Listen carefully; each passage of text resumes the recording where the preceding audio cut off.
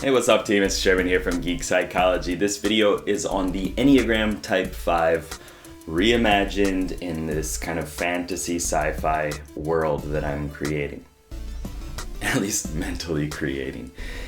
So to start it off, I'm going to just list a bunch of the kind of technical terms, and then I'm going to explain the people, the city, some of the quirks, and what the hero needs to do in order to liberate this city from the attachment that it has. So I'm going to be reading this list right now.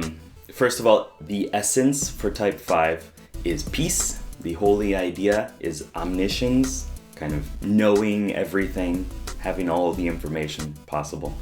The holy path is non-attachment. The chief feature is withdrawal. The passion is avarice. The idealization is I know. The talking style is treatise. Treatise is like a written document basically that lays out all the details about a specific topic. It's very analytical and just all the details are in there. And the trap is observer. Defense mechanism is isolation. The avoidance is emptiness. The dichotomy is social and antisocial. The subtype for the self-preservation is home. The social is totem. And the sexual is confidence. So you got a lot of information there. Hopefully that information just kind of floats around in your mind a little bit.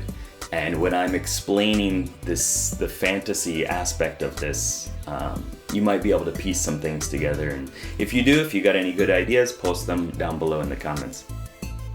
So first, starting out, relating to cognitive functions and MBTI and stuff, the type 5 is very much connected with introverted thinking and introverted intuition. There are a lot of INTPs, INTJs, IN whatever J, INFJs, and there are some other types too, as always, but largely it has that feel of introverted intuition and introverted thinking. But let's look at the people right now. So within this city of 5, you'll see a lot of these analytical people. They're very scholarly. They want to understand everything, as omniscience would kind of suggest. They're self-reliant.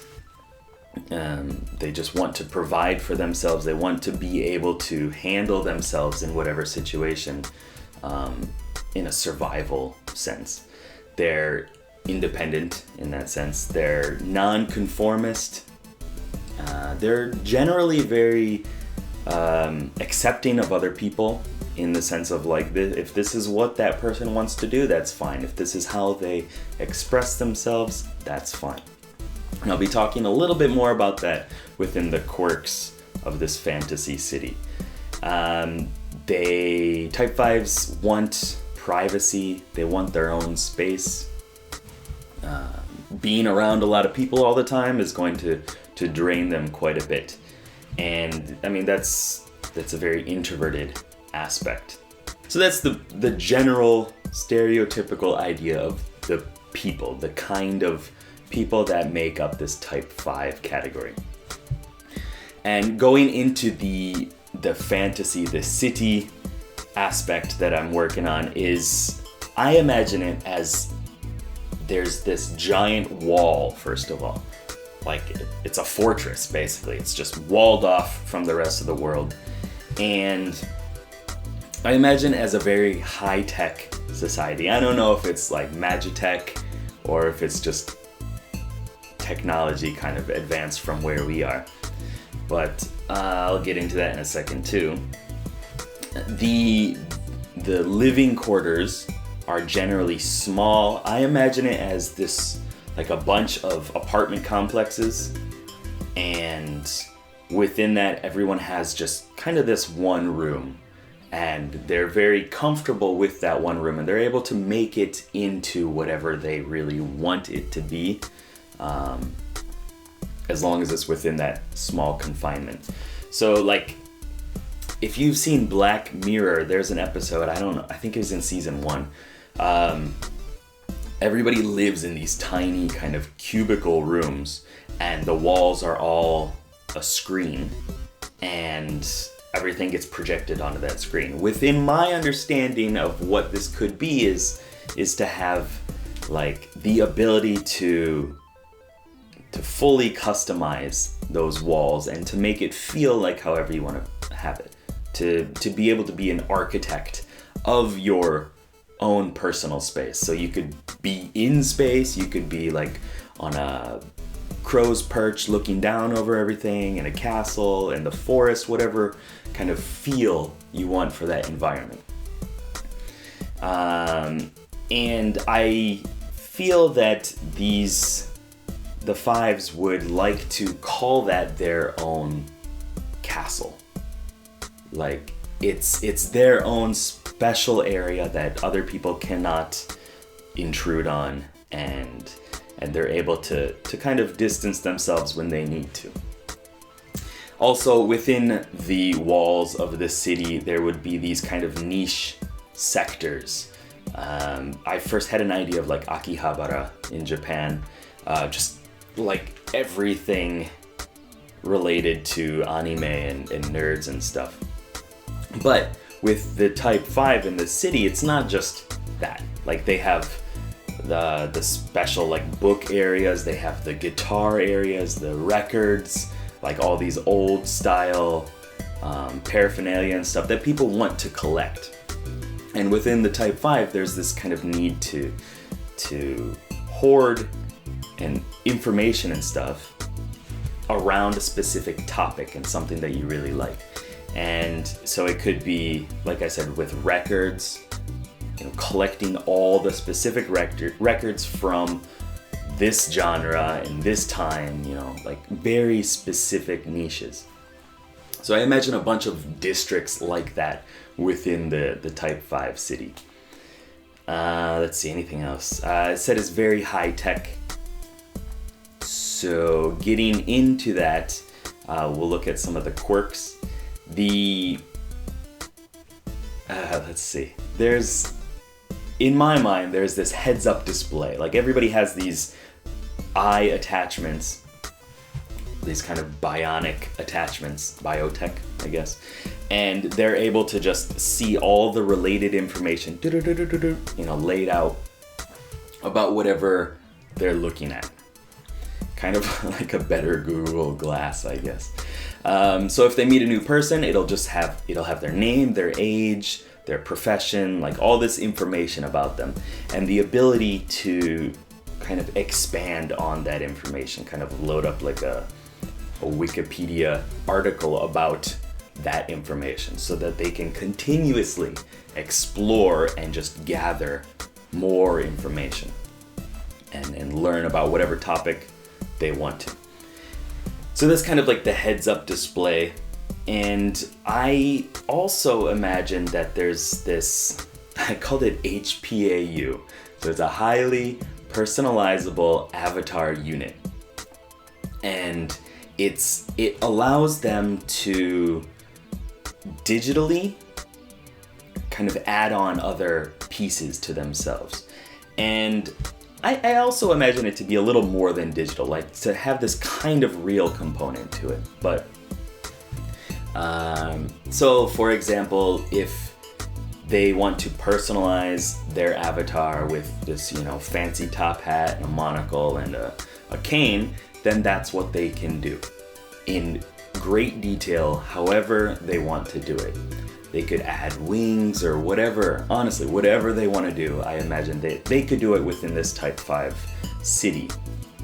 And there's another piece to that, that I imagine they can do it from their room, and they can send an avatar out into the city.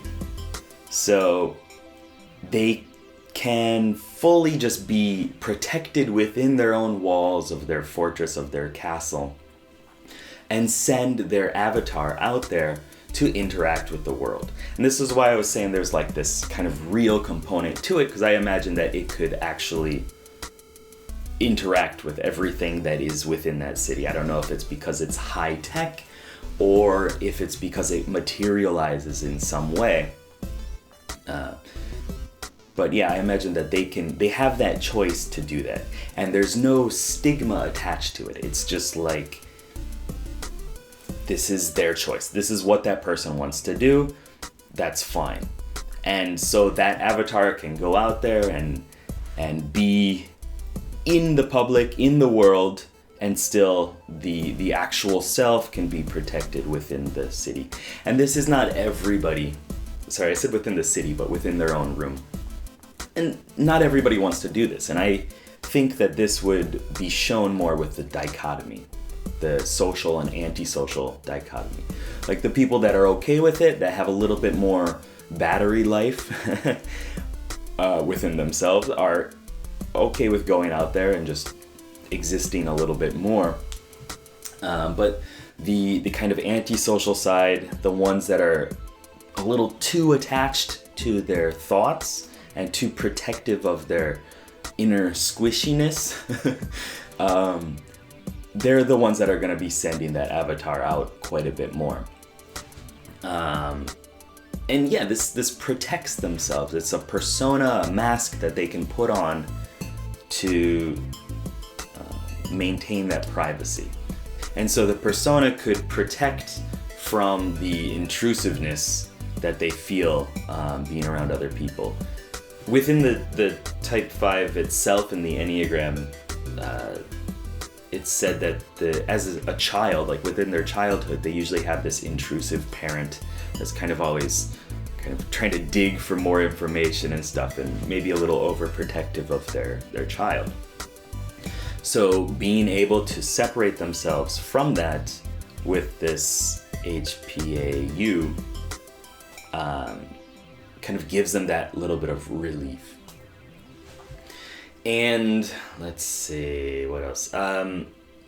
Within the Enneagram, the bottom has this opening, right? Between 4 and 5. I don't know if you look at the picture, you can see it.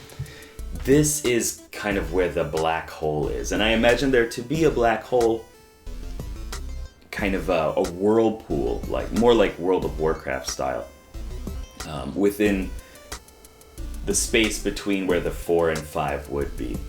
I said before that the 4 is kind of a lost race, so I'm gonna stick with that, but down at the bottom, basically, there's this whirlpool that 4s and 5s constantly feel like they're going to get sucked in to this nothingness, and the outside world is really a scary place.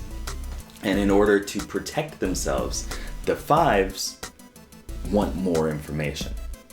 Just constantly trying to get more information, because the more information they have, the more ready that they can be for whatever problems, whatever monsters come at them. And this is what that heads-up display also gives them. It's just more and more information and the ability to just learn about whatever threats could happen. The idea for the hero is to help them connect more to the current real world and themselves internally in their feelings. I said before, TI and NI are highly related to the type 5. TI, their fourth function, the inferior function, is extroverted feeling.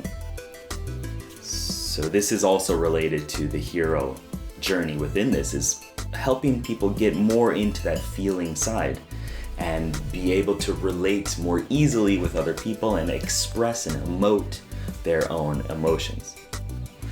For the NI dominance, extroverted sensing is their inferior, and within the type 5, the kind of path to get to enlightenment and to overcome these fixations is to be more in your body in the real world. So there's that real connection between cognitive functions and Enneagram within this.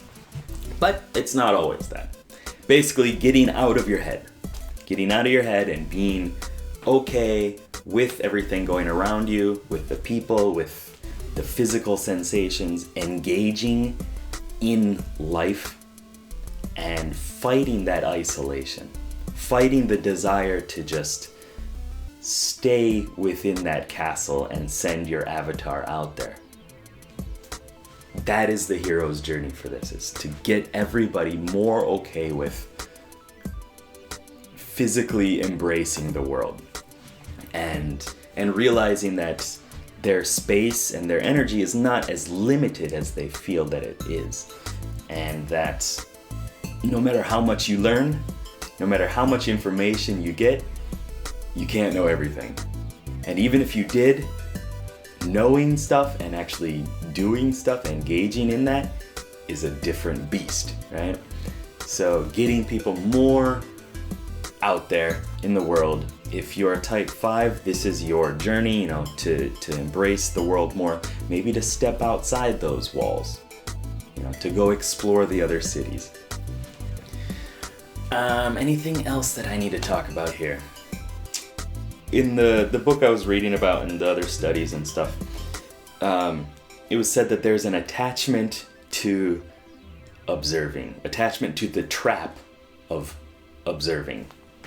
And this is just that idea that, like, I need to watch more. I need to just disassociate myself and pick up all this information and kind of keep myself back against the wall or in a place that I can escape when necessary.